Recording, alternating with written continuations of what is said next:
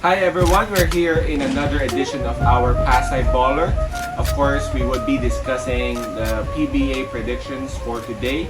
It's October 16, 2020. So there would be two games as usual. Let's discuss yung una muna. So the first game would be Rain or Shine versus one of my favorite teams. And abang-abangan ko talaga for this season would be Terrafirma Dyip. Dyip. Spelling kasi D-Y-I-P, Dyip. Alright, so, I can't pronounce it right. Terrafirma Dyip. Dyip na lang. Terrafirma has gone to 0-1, while Rain or Shine is at 1-0, defeating San Miguel. Terrafirma, kalaban nila last time was a talking text. Parehong powerhouse yung kalaban ng dalawang teams na to. Okay, let's start with the Terrafirma.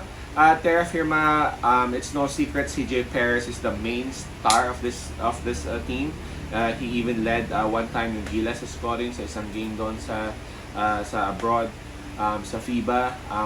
CJ Perez is an all-around dude, you know. He can rebound, he can pass, he can score, and he is a leader of this team. You know, talagang meron ng foul count na dyan. He shouted with all his might, "Let's go, man!" And he was leading the team against a talking text last time. Another person na talagang natulong sa kanya would be McCarthy. McCarthy is now coming off the bench because of this rookie that they have, the number 1 pick, who is Roosevelt Adams. But regardless, nung pumasok si McCarthy, parang baliwala sa kanya kung off the bench siya.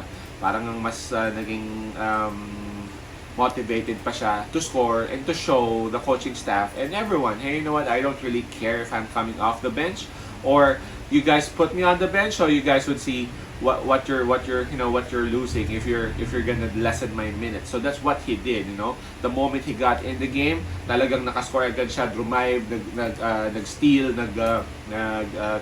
nag-perimeter shot. Man, he is also an all-around player. For me nga, talagang ganda ng combination nila ni CJ Perez siya ni McCarthy. McCarthy is not gonna force it. McCarthy is gonna look for his teammates. And that is a compliment for CJ Perez, di ba? CJ Perez is the star naman kasi talaga. And kung hahanap ka ng kasama ng isang superstar talaga, you can add another superstar din talaga. Kasi magka-clash lang yan, most likely. That's what we saw in some teams, especially in the NBA. Now, nung dumating si Roosevelt Adams, madaming question. What can this guy do? Roosevelt Adams, he got 7 points and 10 rebounds nung first game. Actually, that's not a bad performance considering that's his very first game, diba? 10 rebounds, ang ganda nun. But this guy can jump. This guy has a very good body. Sana all, diba? But the 7 points, that's just way less than what I expected from him. Especially nung nakita ko siya nag 3 points ng first quarter. I was like, man, this good is a monster. Kasi ang ganda ng form, ang ganda ng confidence, but then right after that, parang halos balibag na lang yung mga tira, baldog, hindi ko maintindihan. It is very early para husgahan siya na sabihin hanggang doon lang kaya niya. Kasi again, hindi naman number 1 pick overall yun kung yun lang talaga kaya niya. And again, that's his very first game. So, tignan natin mamaya kung anong ma-offer niya. And tignan natin kung paano siya makaka-gel kay McCarthy at CJ Perez. Kasi ang sabi nga ng mga news before PBA started, CJ Perez and Adams na raw ang 1-2 punch. I felt bad for McCarthy really. Kasi for me, McCarthy is really proven na.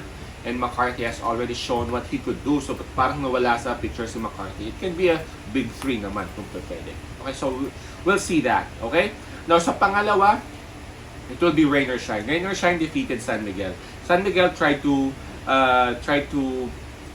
have a run sa dulo. Well, they had a run ng dulo, but we saw how Rain or Shine played their guts out. They have a very good coaching staff. Hindi sila bago sa larong ito. Why am I saying that? Well, by paper, talagang marami na talagang veterans doon. Although may mga rookie sila, andyan si Bo Belga, andyan si Gabe Norwood to lead the players, di ba? Ang maganda dito is that Rain or Shine, of course yung coaching staff, alam naman talaga ng mga coaching staff ang kailangan nilang gawin, di ba? It is up to the players kung alam nga ba nilang gagawin at kung magagawa nga ba nila. We saw what happened there.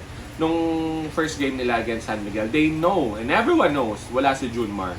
they dominated San Miguel inside. San Miguel was having a hard time.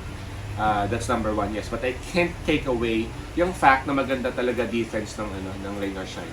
Bo Belga was doing bully ball sa loob kasi alam naman yung wala si Judmar. Walang haharang sa kanya. Sa bigat ba naman ni Bo eh, di ba? So, I know there's Moto Tua, but Moto Tua is parang naka-semi-zone sila na hindi mo maintindihan, hindi mo maintindihan yung defense nila nun.